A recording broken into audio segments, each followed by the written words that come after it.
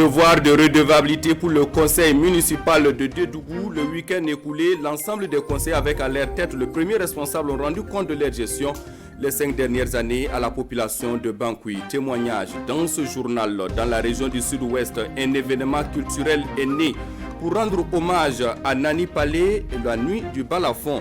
C'est un hommage à ce fils de la région décédé depuis 1982 qui aurait marqué le monde de la musique traditionnelle par la maîtrise du balafon. Les échos de la première édition de la nuit du balafon, c'est dans quelques instants. Madame, Messieurs, bonsoir et merci d'être des nôtres pour le rendez-vous de 19h. Le week-end écoulé, le conseil municipal de Dédougou a fait donc le bilan de ses réalisations des 5 dernières années. Face à la population de Bankoui, le conseil municipal avec à sa tête le maire de la commune est passé au peigne fin toutes les activités menées en matière d'infrastructure, d'éducation et de santé. De cette journée de redevabilité, il ressort également que le budget communal est passé de 580 millions en 2016 à plus d'1 milliard de nos francs en 2021. Les précisions avec Yves Rwamba et Dramanso. Même à travers certaines actions. Le maire de la commune de Dédougou rend compte de 5 années de gestion de sa municipalité. Un exercice qui met en avant les réalisations dans les secteurs de la santé, de l'éducation et des infrastructures. Ces investissements de 2016 à 2020 ont coûté plus de 5 milliards de francs CFA. C'est en s'appuyant donc en tout cas résorber le déficit sur ces secteurs sociaux de base que nous pourrons donc en tout cas travailler sur la ressource humaine et pouvoir penser développement parce que c'est la base de tout. Et c'est pourquoi justement le conseil municipal s'est fait le devoir à travailler donc sur cet élément. Cette période-là où le maire a senti qu'il y a eu accroissement du civisme fiscal correspond à notre intervention. Donc nous pensons que ensemble avec les autres acteurs, le comité de veille au niveau de Dédougou a fait un travail de sensibilisation. Au cours des échanges, les organisations de la société civile ont fait des propositions sur la gestion du foncier. C'est de discuter avec les propriétaires terriens pour que, en réalité, ils comprennent que la question de la terre aujourd'hui, c'est une question tellement sensible. Les pratiques qui se développent actuellement, si ça continue, je vous assure, un bon matin, ça va mal tourner. Et ça, il faut éviter. Cette journée de redevabilité se tient dans le cadre de la première édition de la semaine communale de Dédougou, une initiative de rapprochement entre la municipalité et ses administrés. Le conseil municipal de Bobo-Dioulasso lui rend compte de ses 5 années de gestion aux leaders coutumiers et religieux pour la 3e année consécutive. Une démarche qui, au dire du premier responsable de la commune de Bobo-Dioulasso, vise à impliquer davantage les populations dans les actions de développement et surtout à commencer par les leaders religieux et coutumiers. Et cette année, la rencontre est parrainée par le maire de la commune urbaine de Dori. Maneka Hien et Karim Sissé nous font donc le point de cette rencontre. Le maire de Bobo-Dioulasso face aux leaders religieux et coutumiers de son ressort territorial. Bourama Sanou sacrifie ainsi à un rituel, celui de la redevabilité de sa gestion à la tête de la commune. On a fait ce qu'on pouvait, mais nous reconnaissons qu'il y a eu des difficultés, nous n'avons pas pu peut-être réaliser. Moi, c'est plus facile pour moi de parler de ce qui est resté et que je n'ai pas pu, en tout cas là où je ne suis pas content. Il s'agit fondamentalement de la gestion du domaine public. Aujourd'hui, la gestion du domaine public, je puis dire à Bobo que nous ne sommes pas du tout satisfaits. Il y a également la mobilisation des ressources conformément au potentiel de cette ville. Nous estimons que nous n'avions pas pu atteindre les objectifs que nous nous sommes assignés. Ce cas d'échange entre le maire et les leaders religieux est à sa 3e édition. Le maire doit comprendre qu'il est élu, j'allais dire, pour un service de la commune, donc pour la population de sa commune. Donc il prend des engagements au moment où on l'établit maire. Et c'est bon qu'il ait l'idée lui-même de rencontrer justement ces communaux, sa population communale pour rendre compte un peu de ce qu'il a pu faire par rapport aux engagements qu'il avait pris. Créer ce cadre pour permettre aux personnalités, notamment aux leaders coutumiers et religieux, de venir rencontrer les autorités communales, voir ce qui a été fait et échanger avec eux, cela est de très bon augure pour un développement harmonieux au niveau de la commune. Les suggestions et recommandations issues de cette rencontre vont être répertoriées. Elles serviront de feuille de route pour le rayonnement de la commune de Bobo-Dioulasso. À Fadam Gourma, ce n'est pas la municipalité qui fait le bilan de ses réalisations, mais plutôt la Jeune Chambre internationale zone de l'Est. Le samedi dernier, elle a, en faveur d'une conférence publique, fait le point de ses activités dans la zone de l'Est, placée sous le thème « Jeunesse citoyenne et résiliente face aux défis communautaires ». Cette conférence a permis également à la Jeune Chambre internationale zone de l'Est d'enregistrer de nouveaux membres. On en sait davantage avec Mathias Nikiema et Ibrahim Sanou. L'hymne national du Burkina et la conférence des zones locales Est de la Jeune Chambre internationale JCI peut commencer. Cette conférence fait office d'assemblée générale à mi-parcours.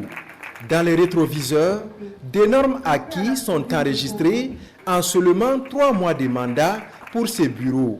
Les actions de 8 organisations locales ont permis à 62 personnes de bénéficier du dépistage sur l'hypertension artérielle, à 622 femmes de bénéficier d'un dépistage sur les cancers génitaux féminins, à plus de 500 élèves d'être sensibilisés sur la nécessité du port du casque, sur le respect du code de la route, sur le civisme et sur la toxicomanie en milieu scolaire.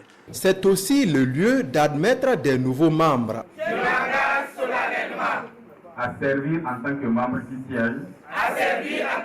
La motivation déjà c'est de faire des changements positifs dans ma communauté et ainsi impacter autour de moi.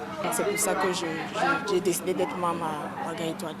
L'Afrique ne souffre pas aujourd'hui de son manque de ressources naturelles, mais l'Afrique souffre beaucoup plus de son manque de leadership.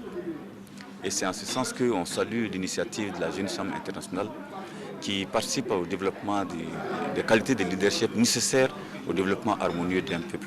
Jeunesse citoyenne et résiliente face aux défis communautaires, c'est le thème de cette conférence. Des personnalités sont également distinguées pour leur engagement aux côtés de la JCI. Retour à Bobo-Dioulasso où depuis 4 années consécutives, la Ligue islamique du Faso, la LIFA, collecte des fonds et des vivres au profit des imams, des orphelins et des veuves de la ville à l'orée de chaque mois de carême. Le samedi dernier, les responsables de la Ligue ont procédé au lancement de la dite collecte, une collecte qui vise à permettre à ces personnes ciblées de passer un bon temps de Ramadan. Drissa Traoré et Ismaël Satine Paris pour plus de précisions. Le mois de Ramadan, un mois privilégié de témoignages d'amour, de fraternité à l'égard des autres. C'est ce que la LIFA, la Ligue islamique du Faso, véhicule comme message à travers cette activité de collecte de fonds et de vivres qu'elle lance ici pour venir en aide aux imams et prêcheurs de Bobo-Dioulasso, mais aussi aux personnes qui sont dans le besoin, tels les orphelins et les veuves. Que chacun puisse se dire, je donne au moins 1000 francs comme contribution, au moins 1000 francs. Tu possèdes tous les membres de ta famille. Dieu seulement recommande la prière, mais il dit qu'avant toute chose, il faut que les gens se donnent pour l'islam financièrement, parce que c'est lui qui rembourse. Lorsque vous donnez quelque chose dans ce mois-là, Dieu peut le multiplier 700 fois, sinon plus. Donc on invite les musulmans à dire que cette opération-là, on n'a qu'à se faire un défi pour nous-mêmes. Par cette activité de collecte de fonds et de vivres, la LIFA veut que chaque musulman cultive en lui l'esprit de libéralité. C'est aussi le lieu pour cette structure d'afficher clairement ses ambitions pour l'avenir. Nous avons pour ambition de nous faire une télévision aussi, expliquer nos problèmes, expliquer la religion à tout moment. Nous voulons aussi pouvoir avoir donc, si possible, un siège digne de ce nom. Nous voulons secourir les veuves, nous voulons secourir les orphelins. Bon, en fait, on veut que vraiment nous ne soyons plus une religion de mendicité, mais une religion responsable qui contribue au développement de ce pays-là. Depuis 4 années, la Ligue islamique du Faso, à travers sa fondation Sundouk Rama, œuvre aux côtés des imams, des orphelins et des veuves de la ville de Bobo-Dioulasso. Et ce Ramadan qui s'annonce tout doucement, elle ne compte pas faire exception à sa tradition. De l'ouest du Burkina, rendons-nous cette fois-ci au nord et plus précisément à Titao dans le Lorum où la Confédération paysanne du Faso vole au secours des familles les plus vulnérables. Le 7 avril dernier, la fêtière agricole a remis des vivres, des semences ainsi que de la volaille et autres animaux à ces personnes vulnérables. Objectif, faire sortir ces familles de la pauvreté à travers l'agriculture et l'élevage. Le point de la remise avec Boukari Ouedraogo et Alain Halidou Savadogo.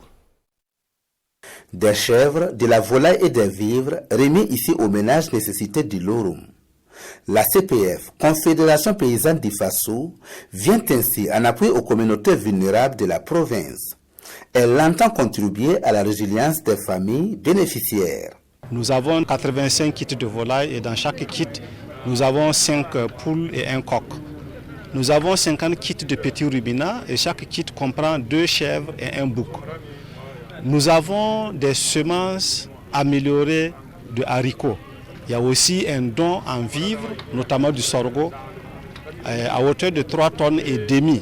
Estimé à 8 millions de francs CFA, ce don est le fruit d'une collaboration entre la CPF et l'Europa, les réseaux des organisations paysannes et des producteurs agricoles de l'Afrique de l'Ouest.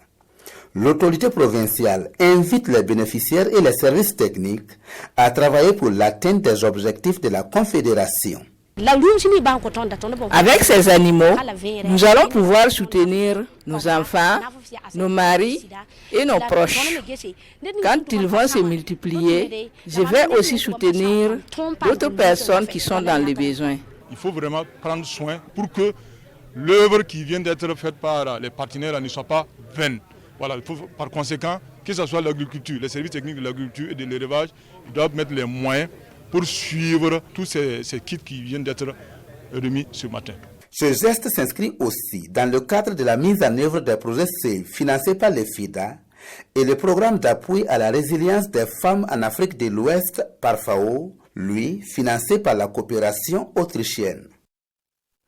Je vous l'annonçais en titre, décédé en 1982, Nani Palé a marqué le monde de la musique traditionnelle par la maîtrise du balafon, son instrument fétiche.